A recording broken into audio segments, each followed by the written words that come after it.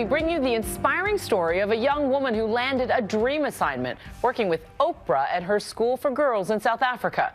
The first year, bumpy due to an abuse scandal involving one employee. But Oprah stood firm, and now, 10 years later, hundreds of young women's lives have been utterly transformed, with opportunities otherwise unimaginable. Here's our Fusion correspondent Kimberly Brooks with their incredible stories. These are the O Girls, bright young women from some of the poorest neighborhoods in South Africa, chosen for the opportunity of a lifetime. It's not a given that any and every South African girl can get an education. It was 10 years ago this month when Oprah opened the Oprah Winfrey Leadership Academy for Girls, OLAG. This is a supreme moment of destiny for me. I've been coming to this day my entire life. These girls had big dreams, but even bigger obstacles. This school was their lifeline. People don't understand where we come from, what we've gone through. For some of us, this is our way out. 5 of the women from OLAG's very first class are sharing their stories as part of the new Fusion documentary, O Girls. I wanted to help girls who were like me, girls who really wanted it. They could see the possibility for themselves, if only. You take that girl, you put her in school, you give her an opportunity to walk through the door of higher education, and we have what has happened here with these OLAG girls. And in a much different way, Oprah would change my life too. As a woman, and specifically as a Black woman, to turn on the television and see someone who just completely owned her space, you know, you're drawn to that, you're inspired by that. So I knew out of college, the only place I was going to be was the Oprah Winfrey Show. I basically harassed this guy until I got a job there. I landed an entry-level job as an assistant at Harpo Studios. But my dream was to travel with Oprah and her team to her school in South Africa. I decided to write her a letter. I've been praying and visualizing myself in Africa with you and the team in June. I feel it's a voyage that I'm meant to make. I remember the day she passed by and said, Kim, I got your letter. And I felt like my heart went down to my stomach and came back up to the top of my chest. It was cool. I've always wondered why you said yes. I said yes because I could feel your passion in that letter. I could feel your soul. I could feel the heart of you. I could feel that it was something that really mattered. And if I come across somebody who feels that this is what I'm supposed to do and I can help that happen, then that's what I do. When I first got to the school and started meeting all of these girls, it's like we had known each other for a while. They would just run up to me and, you know, they were very intrigued. I had a different accent and they just were very curious. They wanted to teach me their phrases. They wanted to teach me their dances, and it was beautiful. But a decade later, with nearly 400 girls having made it through the academy, the O Girl Sisterhood is spreading around the world. So we want this X to be in the numerator instead of the denominator. Oh my goodness! Hello! Your room is not your average dorm room. Everything is a little bit special. Yeah. Like, this has never been on my to-do list. Salutatorian speech. This is my mom O corner. Okay, so I have birthday cards from Mom O.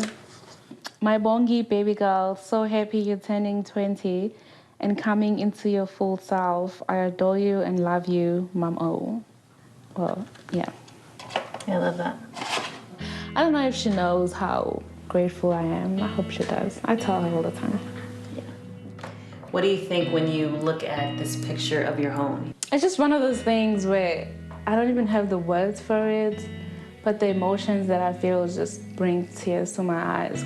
Yeah, so I mean, it humbled me and it just reminds me of where I come from and, oh my gosh. Yeah. The biggest thing that they have to do is balance this life, the American culture, and then going back home. I think Bungeka actually has one of the toughest journeys home. So her house is a classic rondavel made out of clay comes from circumstances that are like, I won't say primitive, but certainly foreign. And she's graduating summa cum laude at Spelman. Yeah. Two different lives. Two different lives, and trying to balance that world. Yeah. That is a very, very, very challenging thing to do. I have people back home, that's what I always think about, who are waiting and who get up every single day, and the driving force behind them getting up is the fact that I'm here, you know? And so, you know, me being here gives them hope for, you know, like a better life or whatever. So I can't afford to mess up. Yeah. While some of the women have been able to attend university in America, most have remained in South Africa. I wanted to visit one of the girls who stayed. Hi, Kim. How are you doing?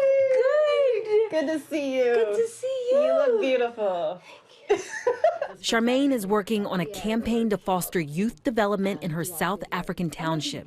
So if you had to sum up your time since you left OLAG, what would you even say? A lot of my identity had revolved around just being an OLAG girl. What does that mean? A girl who never failed. You were a leader wherever you are. You needed to be an outstanding person wherever you are. You needed to be the best that you could be. And I got to realize that you won't be great wherever you go. You know, sometimes there will be people who are better than you, and it's okay. On this day, Charmaine is leading a book drive for young girls in the neighborhood. We are launching our campaign called No Girl Left Behind. So it's basically to get young girls into the culture of reading, and not just reading, but into a community of sisters that support each other. Thank you for coming to Vosloo, and we hope you come to Vosloo again. Meanwhile, back in the States, it's graduation day at Spelman College. How is it possible that a girl from the villages of KwaZulu-Natal, who had never read a novel before the age of 30, could come to one of the most prestigious colleges in the city?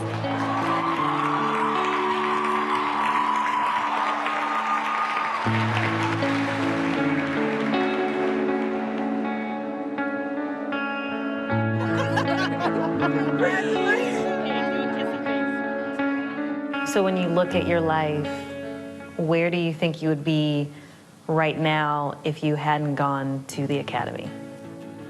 I'd probably be dead. I think I would have gotten pregnant.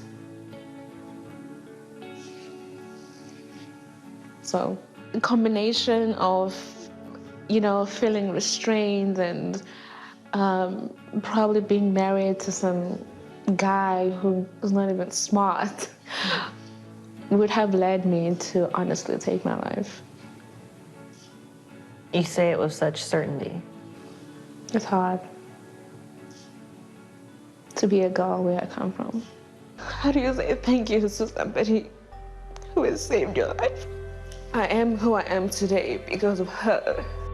I feel as each one graduates, I think, all right, that phase is done, and well done. Well, well, well done. For Nightline, I'm Kimberly Brooks in Santa Barbara, California. Check out the full O Girls documentary on Fusion.net.